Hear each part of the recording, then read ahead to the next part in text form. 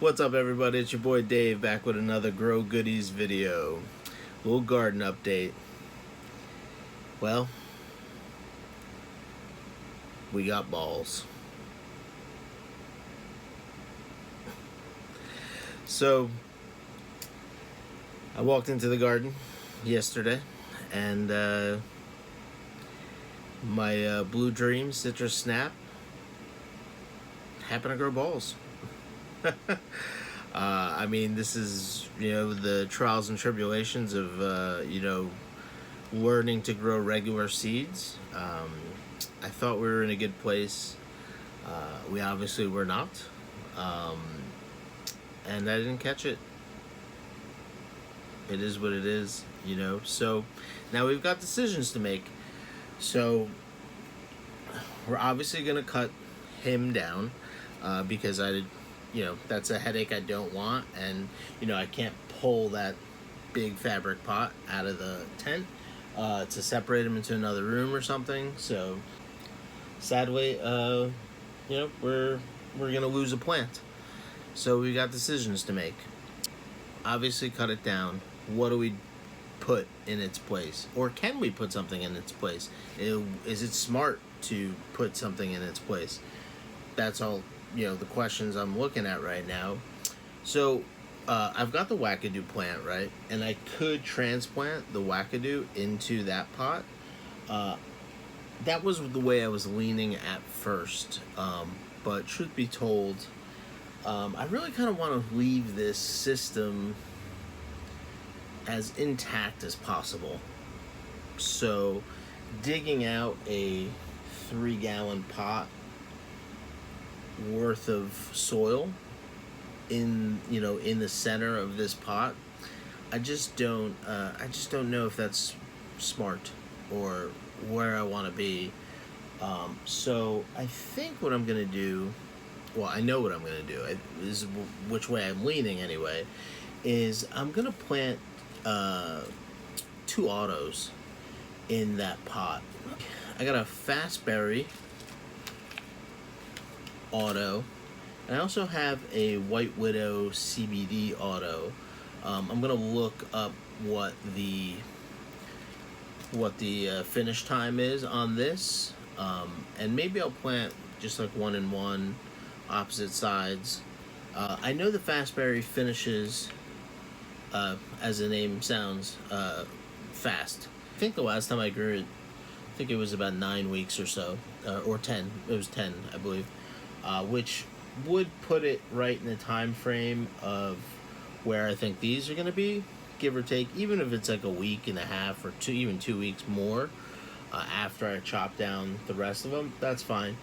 And I'm okay with chopping this a little bit early anyway, because it's Grow Goodies, so I use most of this for extraction into can of butter and things like that.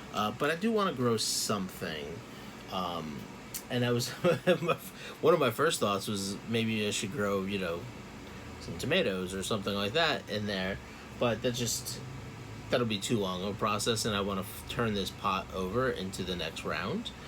I'm feeling a little disappointed, obviously, a little frustrated, just with myself. I really thought I was in a good place. I thought I saw hairs in the, in the crotch, if you will. And I really thought I was in a good place. And, this is the first time I'm sexing a plant. So, it's bound to be mistakes. But I definitely need to look at that and try to figure out how I can get to a better place with sexing plants. Especially if I start to slide over to regular seeds. Obviously, I'm going to always lean, for now, I'm going to lean feminized seeds, just because, one, I don't know how to sex very well. 2, just the space I have, I can't plant 15, 20 seeds raise them, you know, to the point where I can confidently sex them, and then, you know, slide them into the flowering room, because I just don't have that kind of space. A lot of this is about growing the way you can, finding your style, and really kind of finding what suits your situation. And right now, I feel like, you know, using feminized seeds might be the move, but we're definitely gonna plant the rest of these. I think I've got like three more Blue Dream Citrus Snaps. And we're gonna try to get it going on the next run and see what happens. You know, it could be, you know, practice. You know, if you don't fail, you don't learn. If you walk through life just thinking you're gonna be successful at everything, I think you're a fool. I mean, it's wonderful if you know, to have confidence, but, you know, growing confidently and learning, you know, I think two different things. Again, learning is the key to all of this. So, besides that, so we're gonna chop that down, but the rest of the plants are in a good place. Even the wackadoo seems to be recovering pretty well from the last bending and into the flowering. I am trying to leave them be as much as possible for these kind of 2 weeks. Minus today, I'll probably get in there and just, you know, hand pick some leaves that might be covering some stuff. I am starting to get some sprouting that's a little bit higher than the rest, and I'm not sure if, I think I just might leave that, as long as the what's underneath isn't really like blocked out from the light. I think I'm gonna leave most of that, but I am gonna try to clean the legs up maybe a little bit, just to make sure that, you know, we're not wasting energy on the plants. But other than that, I'm gonna let them get through these, you know, about 3 weeks of stretch, 2 to 3 weeks of stretch, and then go from there. I like the way the plants are looking. The 3 plants from the gold leaves from ILGM. I mean, you can see the consistency in those genetics. I think I got 3 different seeds. They almost look like clones. They're carbon copies of each other. So, I mean, those genetics are obviously super solid. So, you know, shout out to them, ILGM, for, you know, being good at what they do. You know, the PFGs from GT. You know, so I'll have 2 of those. I really like the one. Now the leaves and everything are so much smaller than in comparison to the gold leaf. I don't want to say the wrong thing, but I believe they are both indica dominant. But it's amazing how different the plant actually is. But it's growing really, really well, and it's got, like I said, you know, have you seen before? It's got really, really, you know, a nice amount of tops to it. It's got like, I don't know, 20 something tops to it.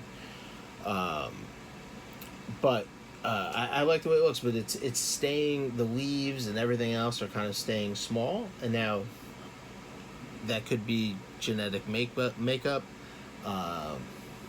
Could be something I did. I don't think so. I mean, the plant looks crazy healthy. So the other PFG, not so great.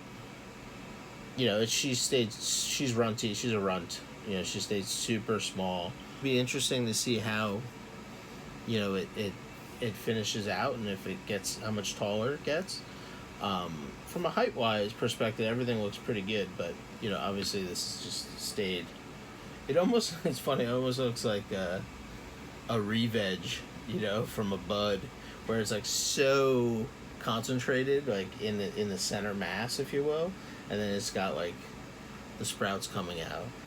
I think this time of year is almost like the most ideal indoor growing situation for where I'm at, because humidity's good, temperatures are usually good. You know, you're not messing with heat, you're not messing with AC too much. So the Blue Dream was growing so nice.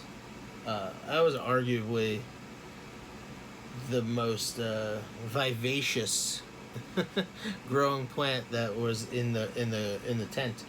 But what are you gonna do? You know, that's the way it goes. So we'll chop her down. Alright, that's it. Enough talk. Let's do it.